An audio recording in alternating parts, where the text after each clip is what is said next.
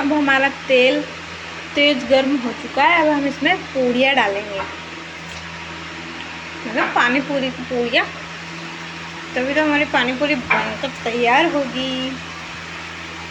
इसको बिल्कुल तेज आंच में हमें डालना है, गैस पूरा तेज करके फिर हम इसको डालेंगे और फिर हम इसको पलटेंगे।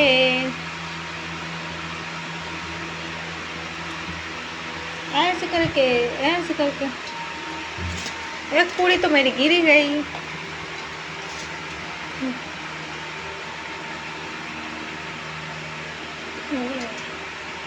ऐसे पकाएंगे इनको, फिर ये ऐसी पूड़ियाँ बनेंगी। ये देखो गरम है, पानी पूरी की पूड़ी है ये। देखो